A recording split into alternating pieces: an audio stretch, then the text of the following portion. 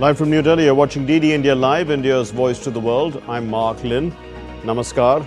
Coming up in the next 30 minutes. Los Angeles fires rage on. People advised to stay indoors as air quality deteriorates.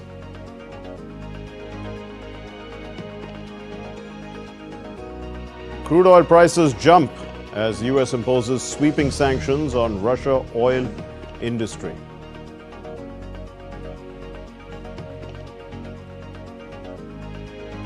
In sports, the Australian Open is set to kick off on Sunday. The defending champion Yannick Sinner and Aryna Sabalenka, they are the favourites to retain their titles.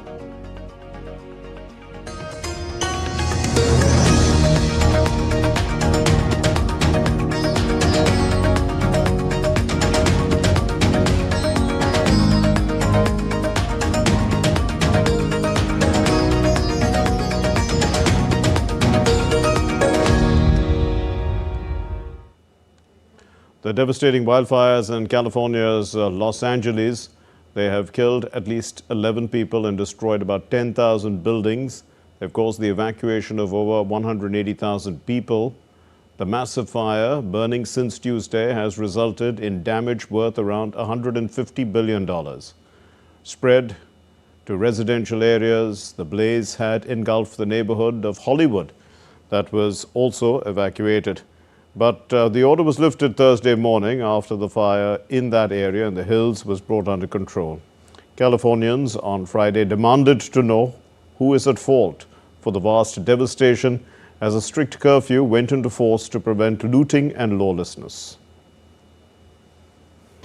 I think it's a combination of 50-50, you know, government could have done a better job. Maybe they were to blame, also nature, climate change.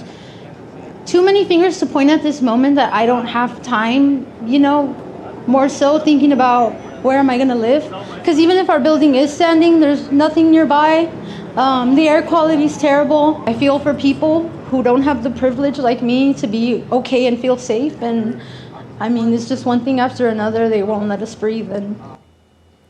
Meanwhile, the US President Joe Biden affirmed full support of the White House in response to the ongoing fires and their impact.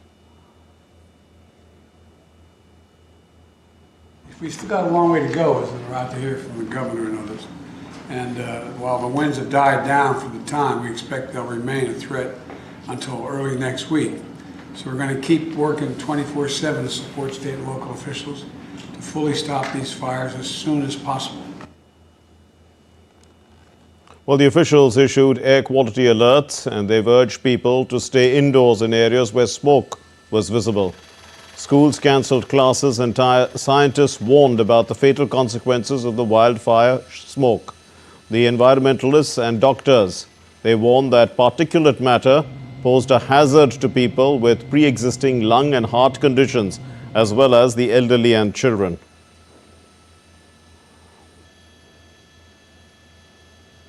Well, Russia on Saturday claimed that Ukraine launched drone strikes across several regions.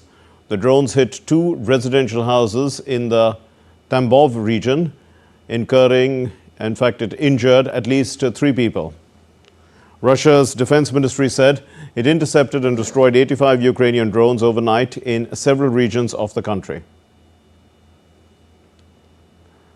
Meanwhile, Kiev's Air Force shot down 47 of 74 drones in an overnight strike by Russia on Saturday, while 27 drones disappeared from radars without reaching their targets. The strike damaged buildings and vehicles in 7 different regions by falling debris from the downed drones. No casualties had been reported. The United States and Britain on Friday imposed new sanctions targeting Russian energy sector, including the Russian oil majors Gazprom Neft and Surgutneftegas. The UK's shipping sanctions prohibit the vessel's movement and access to some British ports. The move aims to give Kiev and Donald Trump's incoming team, some leverage to reach a deal for peace in Ukraine and to cut Russia's revenues. The sanctions are part of a broader effort as the Biden administration has furnished Ukraine with $64 billion in military aid since the invasion. including $500 million this week for air defense missiles and support equipment for fighter jets. The U.S. President Joe Biden said that new sanctions will substantially raise gas prices and would have a profound effect on Russia's economy and reduce Putin's war chest.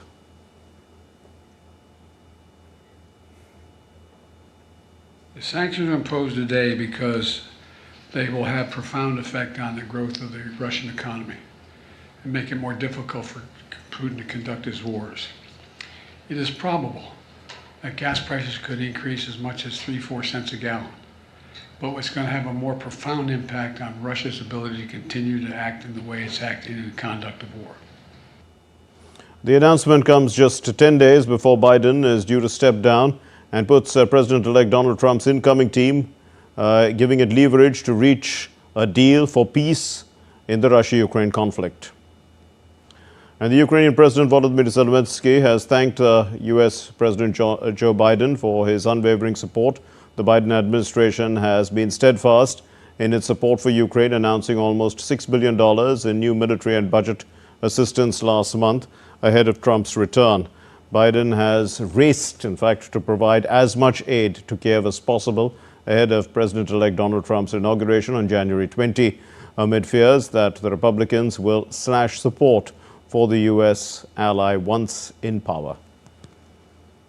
After the announcement of the United States and Britain, their sanctions against Russia's energy sector, global oil prices jumped over 3%, Brent crude nearing $80 a barrel.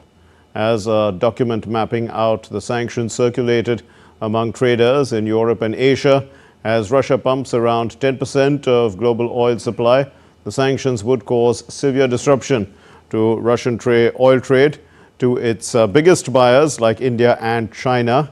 And the U.S. Treasury, it had rescinded a provision that had exempted the intermediation of energy payments from sanctions on Russian banks. The sanctions should cost Russia billions of dollars per month if sufficiently enforced.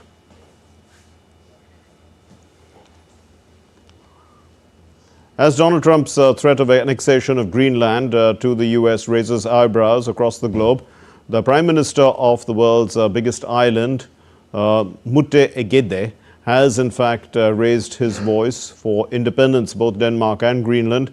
They have, however, expressed willingness to engage with the U.S. President-elect. While Donald Trump's idea to annex Greenland has sparked new controversy in Europe, the Greenland Prime Minister Mute Egede stood firm, insisting that Greenland's future will be determined by its people. We don't want to be Danes, we don't want to be Americans, we want to be Greenlandic, and of course it is the Greenlandic people who decide their future. Egede's remarks came as he met Denmark Prime Minister Mette Frederiksen in Copenhagen and deliberated upon the impact of Trump's statement. Later, both leaders addressed a joint press conference and revealed their own understanding of the situation. Greenland Prime Minister said, however, that he was open to talk to Trump in this regard. Denmark, which governs Greenland, said Greenland's sovereignty remains non-negotiable. And when it comes to the question of independence, I would like to reiterate that in our eyes, it is a decision that starts and ends in Nuuk and in Greenland. Greenland belongs to the Greenlandic people and no one else. Earlier, many European leaders, including German Chancellor Olaf Scholz, French President Emmanuel Macron and Italian Prime Minister Giorgia Meloni have also voiced their concerns, with Scholz reiterating that borders should never be moved by force. Meloni, on the other hand, ruled out the possibility of the US using force to annex Greenland, calling Trump's remarks a message to China. As climate change opens up new shipping routes, the Arctic is increasingly becoming a geopolitical battleground. However, the question remains, will Greenland's sovereignty will be unchallenged or will geopolitical pressures reshape its future? Bureau Report, DD India. South Korea's transport ministry revealed that flight recorders on Jeju Air flight stopped recording 4 minutes before its crash at the Muan airport on December 29, killing 179 people. The airliner belly landed, overshot the runway and exploded after striking a concrete embankment. The investigators are analyzing why the black boxes malfunctioned, with a voice recorder and damaged flight data recorder sent to the US for detailed examination. The pilots reported a bird strike and declared an emergency moments before the crash. 2 injured crew members seated in the tail section were miraculously rescued. Thousands of protesters rally in front of Gwanghwam Gate in Seoul, in South Korea's capital. They are calling for the arrest of the impeached President Yoon Suk-yeol over his short-lived martial law decree. Yoon last week he had resisted arrest in a standoff between his guards and investigators after his short-lived power grab on December 3 plunged South Korea into its worst political crisis in decades. South Korea, the acting president there, Choi Sang-mok, has called for a fresh way to resolve the stalemate over anti-graft investigators' attempts to arrest the impeached leader Yoon. Choi proposed in a statement asking Parliament to prepare a new bill to appoint a special prosecutor to take over investigations into Yoon on suspicion of insurrection.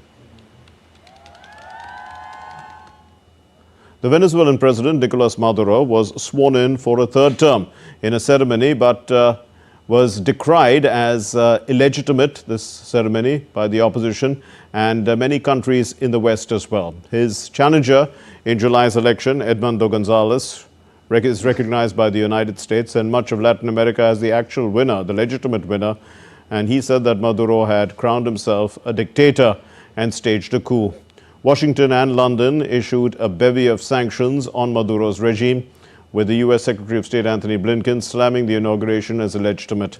In a sign of Maduro's isolation, only 2 prominent regional leaders, the Cuban President Miguel Diaz-Canel and the Nicaraguan ex-guerrilla Daniel Ortega, had attended his inauguration. The Russian President Vladimir Putin had sent his congratulations.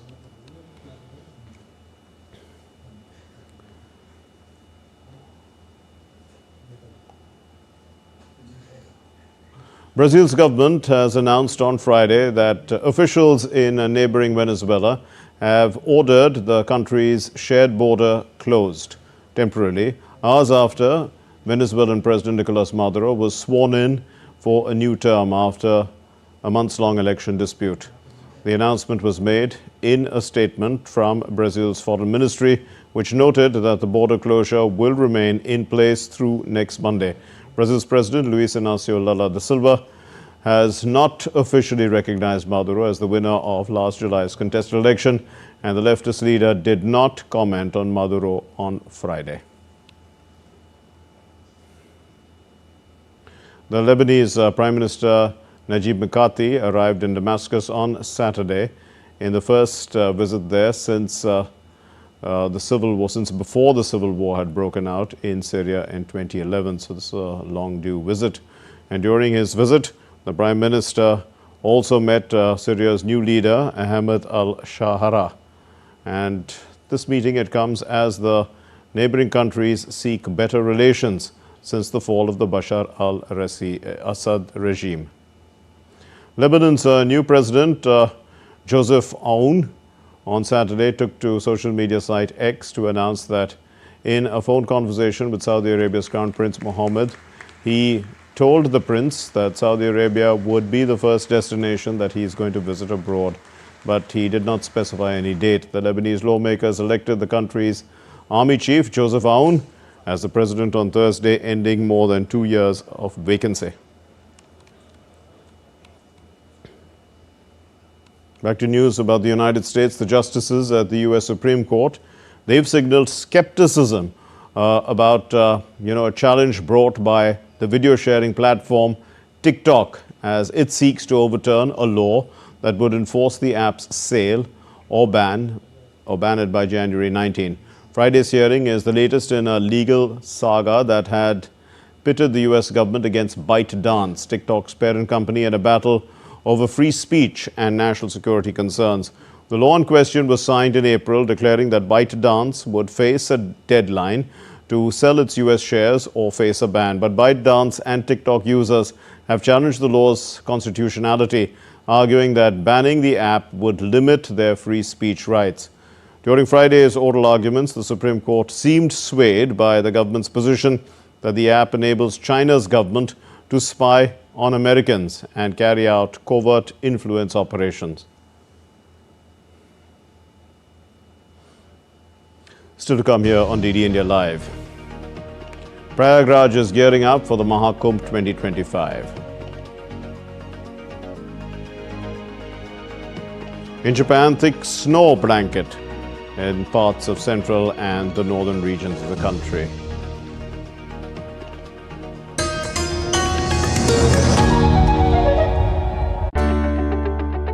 Harboring and supporting terrorists never brings long-term gains for any establishment. This week, when Justin Trudeau announced his decision to resign as Prime Minister, part of the blame at least lies on his cultivation of Khalistani radical elements. India has shared evidence of Khalistani radicals, of gangsters, of people who are taking law into their own hands, and the Canadian government has looked the other way.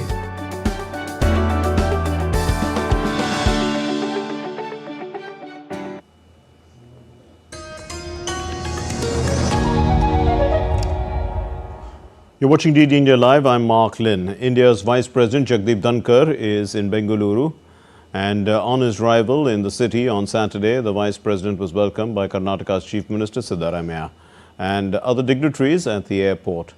As part of his visit, he also inaugurated the 25th National Conference of Chairpersons of the State Public Service Commissions. Addressing the conference, the Vice President Jagdeep Dhankar hailed the transparency and accountability in law driven by public policies.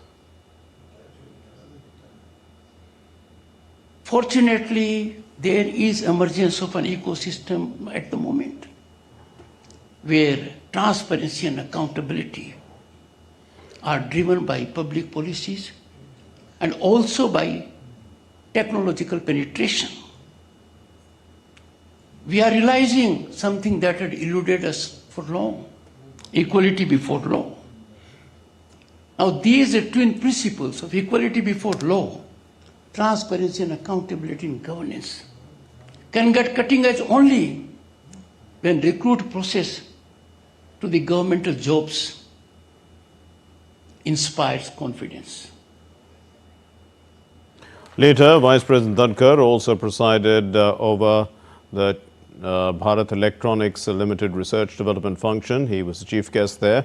In his address at that ceremony, Dhankar stressed that BEL, Bharat Electronics Limited, the aerospace and defense company, must focus on semiconductors as well in the semiconductor revolution, establishing India's position in global supply chains through friendshoring as well as identifying and nurturing domestic startups. Additionally, the Vice President interacted with scientists and officials of Bharat Heavy Electricals Limited, BHEL, in Bengaluru.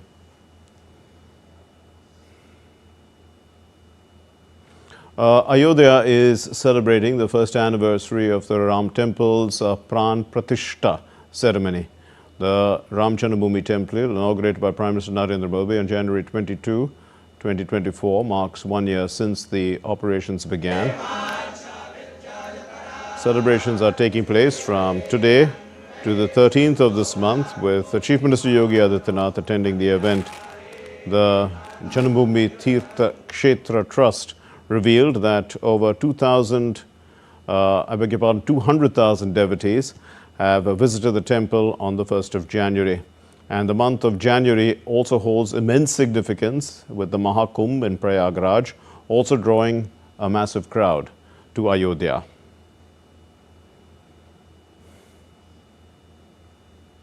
India's Prime Minister Narendra Modi extended his best wishes to all countrymen on the first anniversary of the consecration of the Ram Lalla in Ayodhya. He said, and I quote, "This temple, built after centuries of sacrifice, penance and struggle, is a great heritage of our culture and spirituality. I am confident that this divine and magnificent Ram temple will become a great inspiration in the accomplishment of the resolution of a developed India. And the Sri Ram Janmabhoomi Tirth Kshetra Trust has a memorandum of understanding with Sri Satya Sai Sanjivani Hospital in Ayodhya, and this initiative is established by Sri Madhusudan Sai Global Humanitarian Mission. It offers all its facilities free of cost to pilgrims, serving as a small tribute to the ideal of Ram Rajya. And DD India correspondent Ajay Mishra also spoke to the chairman of the Sanjivani Hospital, C. Srinivas. Let's listen. This is a very special center. This is the Sri Satya Sai Sanjivani Hospital, which is situated in the facility center of Sri Ram Janmabhoomi Tirth Kshetra, which has served more than 5 lakh people till now. We have with us the chairman of this very special institution, Mr. Srinivas, to talk to us exclusively on DD India. Sir, how has been the response? It has been a year so far. Tell us about this Sanjivani Hospital that you are running. We were invited by the Sri Ram Janmabhoomi Tirth Kshetra Ayodhya when the Ram temple was to be opened in January 2024. So we took that as a blessing, as an opportunity of service in this sacred land of Ayodhya and in this sacred premises. It is 1 year today for the opening of the temple. To date, we have served 5,60,000 pilgrims, and many of them were critically ill patients. What are the facilities that the people out here can get when they arrive at this critical? The large number of pilgrims come in all ages, and predominantly the ages are on the elderly side. So critical ailments, many of them do suffer from. So this has been of immense service, and we have had to start a critical care facility also, because there is nothing in the premises of the temple. And you know, the first hour of care in a critical is important. So we have a critical care specialist who's present here all the time. What are your future plans? As you just stated that the temple construction is still in the construction. So what is your future plan like? Are you going to expand these facilities? We already serve a large number of children and families of Uttar Pradesh. So Ayodhya and these parts are not new to us. So we possibly would step up care, and even the local chief minister, Sri Yogi Adityanath, where we had meetings with him, has been speaking about enhancing healthcare in Uttar Pradesh. We can see the happiness on the face of these pilgrims, who in the emergency situation can come at one place where they can get all the medical assistance. With camera person Shiv Suman, Ajay Mishra, DD India, Ayodhya Dham. Prayagraj, one of the sacred pilgrimage sites in North India, is gearing up for the Kumbh of 2025, which is set to begin on the 13th of this month. DD India's Siddharth Bharadwaj takes stock of the medical facilities that have been put in place by the administration for the Kumbh. We are at a temporary medical camp set up by the authorities to ensure safety and health of all the pilgrims who will be participating in this grand event. So here, with the help of the QR code, the patients who are coming here can easily get themselves registered. The registration process is very simple. As you can see, the QR code which has been put up here, in 4 simple steps, a patient can register themselves.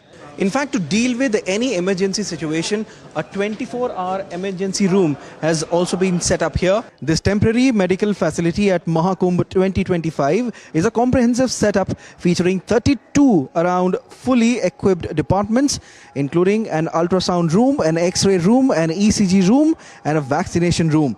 The camp is designed with all essential medical resources, ensuring readiness for a wide range of health needs. It also houses both a minor and a major operation theatre, equipped to handle various medical procedures. And additionally, an ICU is available for critical cases, ensuring immediate specialized care. This is 300-bedded hospital. It's a temporary hospital. It included 13 specialist doctors. Total doctors are 30 here, already allotted by the governments. There are 25 ambulance services already allotted in this central hospital, and total ambulance services in Mela Kshetra is 125. The authorities are leaving no stone unturned in ensuring safety and health for all the people who will be coming to this grand event. With camera person Rakesh Kumar, this is Siddharth Bharadwaj reporting for DD India in Prayagraj. Well, in New Delhi, in fact, after 2 days of sunshine, the national capital is likely to face heavy rainfall over the weekend. The Weather Observatory also stated that nights in Delhi NCR are becoming colder because of rapidly falling night temperatures, and the daytime temperatures are going to remain stable. Apart from Delhi, light to moderate rainfall and thunder is expected in some parts of Rajasthan as well. Cold wave conditions are expected to continue. They are going to persist in Kashmir, as the region is currently facing a 40-day period of harsh winter. The Met Department has forecast mainly dry weather in the coming days, with the possibility of light rain or snow in isolated places on January 11 and 12. Let's get to the sports news. The defending champions Yannick Sinner and Aryna Sabalenka, they are favourites to retain their Australian Open titles. The Australian Open is beginning on Sunday, but there are others who could come up with the trumps. Let's say there's Novak Djokovic, 10-time winner, Carlos Alcaraz, Alexander Zverev, Daniil Medvedev, all potential winners. Sabalenka's bid for a hat-trick of titles starts on the opening day. Coco Gauff, Iga Swiatek, Zheng Qinwen, and these are also threats to her. The tournament runs from the 12th to the 26th of January, and the best players are going to be in action. After all, it is the first Grand Slam of the year. That's all we have in this edition of DD India Live. Let's know your thoughts on the news of the day. For those of you on the go, get the latest news and updates from across the world on the DD India mobile app, which is available on Android and iOS platforms. Scan the QR code and download it now. We'll be back with more news as it breaks here on DD India. My name is Mark Lynn. Thank you for joining us here on DD India Live. Namaskar.